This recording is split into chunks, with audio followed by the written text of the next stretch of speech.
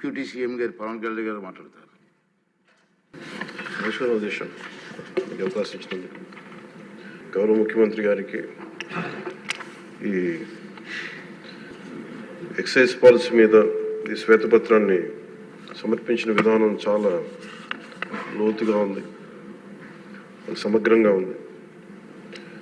Excise పాలసీకి సంబంధించి గత 5 సంవత్సరాల్లో ఎలాంటి సమస్యలు ఉన్నాయి, ప్రజలు ఎలాంటి బాధలు పడ్డారు, ముఖ్యంగా ఇలా కల్తీ సారా తాగి, ఇలాంటి ఇలిసిట్ లిక్కర్ తాగి, వారి ప్రైవేట్ బ్రాండ్స్ తాగి ప్రజలు ఏ స్థాయికి వెళ్ళిపోయారు అనేది ప్రత్యక్షంగా నేను కూడా చాలా నా దగ్గరికి వచ్చి చాలా సమస్యలు చెప్పుకున్నారు ప్రజలు. ముఖ్యంగా గుంటూరు నుంచి ఒక బాధితురాలు వచ్చి భర్తను తీసుకొచ్చింది.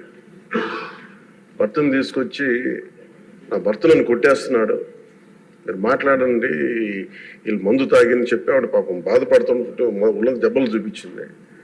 భర్తను అడిగితే భర్త ఏమన్నాడంటే, నేను ఎప్పుడు ఇలా చేసేవాడిని కాదు, మందు తాగగానే నాకు అట్లా అయిపోతుంది, ఇది నర్వస్ డిజార్డర్ వచ్చేస్తుంది, న్యూరలాజికల్ డిజార్డర్ వచ్చేస్తుంది అనేది తర్వాత దీంట్లో తెలియదు అధ్యక్ష. ఊనే ఒకసారి అంటే ఇది ఇంకా విష్ణుకుమార్ రాజు గారు చెప్పినట్టుగా ఇది ఇంకా 3,000 కోట్లుగా చాలా లోతైన దోపిడీ జరిగింది. దీంట్లో లాస్ ఆఫ్ కన్సిడరబుల్ రెవెన్యూ దాదాపు 18,860 కోట్ల 51 లక్షలు అనేది ప్రాథమికంగా తేలింది. దీంట్లో అంటే ప్రజలకు కావాల్సిన డబ్బు, ప్రజలకి రావాల్సిన డబ్బు ఇవన్నీ కూడా ఎక్కడికి వెళ్ళిపోయినాయి.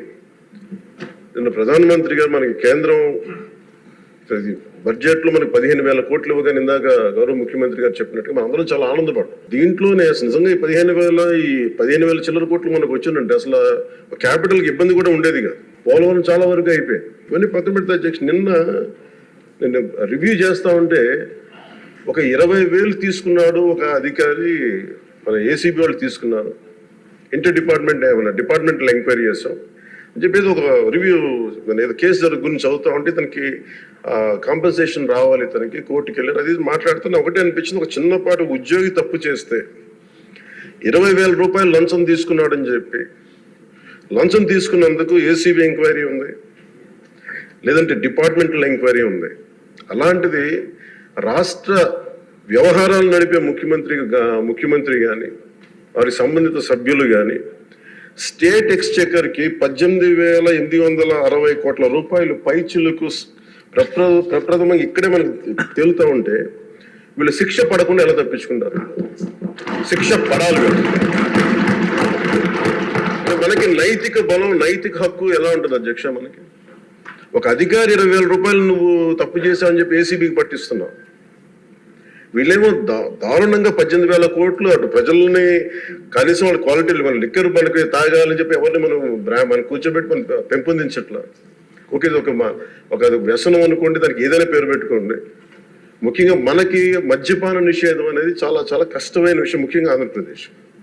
ఒకవైపు యానాం, ఇంకోవైపు మనకి మధ్యప్రదేశ్, ఇంకోవైపు చూస్తే మనకి తెలంగాణ, ఒరిస్సా, తమిళనాడు, కర్ణాటక, ఇన్ని బార్డర్స్ని షేర్ చేసుకొని మద్యపాన నిషేధం అనేది ఇప్పుడు చాలా కష్టసాధ్యమైన విషయం. గతంలో కూడా చేశారు, సాధించలేకపోయాం.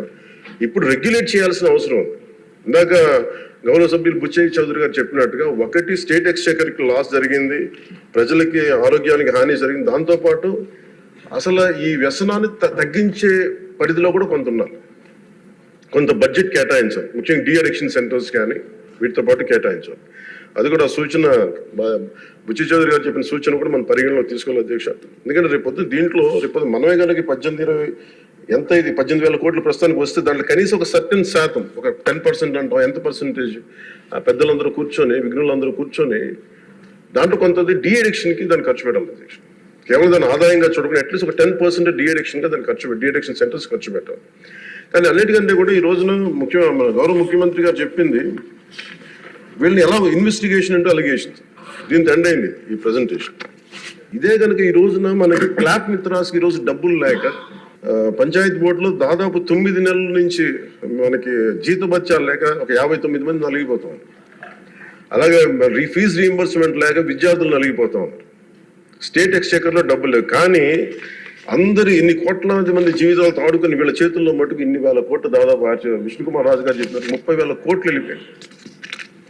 18,000 కోట్లు ముందస్తుగా తెలుస్తుంది, కానీ ఇంకా లోతుగా చూస్తే అది చాలా పెద్ద ఇది స్కామ్, ఇది దోపిడీ. వీరిని కనుక మనం వదిలేస్తే, తప్పు చేసిన వాళ్ళని గత ప్రభుత్వం సంబంధించిన ఇది ఇట్స్ నాట్ అబౌట్ వెండట, పగా ప్రతీకారం కాదు, కానీ వీళ్ళని స్వేచ్ఛగా కనుక వదిలేస్తే, వాళ్ళ అదృష్టవశాత్తు ఈరోజు వాళ్ళు అక్కడ లేరు. వాళ్ళు కనుక ఉండుంటే వాళ్ళకి నిజంగా వాళ్ళకి సమాధానం చెప్పాల్సిన పరిస్థితి ఉండేది. తప్పించుకొని పారిపోయారు వాళ్ళు ఈరోజు, తప్పించుకొని పారిపోయారు వాళ్ళు. We have to make them accountable, అధ్యక్ష. వాళ్ళు we have to bring them into accountability. They have to be penalised. వాళ్ళు దయచేసి గౌరవ ముఖ్యమంత్రి గారికి నేను మీ తరపు నుంచి ఆయనకి తెలియజేస్తున్నాను, అధ్యక్ష, దయచేసి వీరిని please we have to penalise them sir. వాళ్ళకి సరైన శిక్ష పడాలి సార్. వీళ్ళకి తప్పించుకోవడానికి కుదరదు సార్. ఏదంటే రేపు పొద్దున ఒక ట్రాఫిక్ కానిస్టేబుల్కి బలం ఇవ్వాలి అంటే ఆపగలమంటే వాళ్ళు ఏమంటారు సార్ లోపల? నేను చిన్నపాటి కానిస్టేబుల్ అయితే నాకేమనిపిస్తుంది, మీరు పెద్దోళ్ళు అయితే వదిలేస్తారు, మమ్మల్ని అయితే పట్టుకుంటారంటారు సార్. మనకు రూలింగ్కి, గవర్నెన్స్కి, అడ్మినిస్ట్రేషన్కి నైతిక బలం పొందదు, అధ్యక్ష.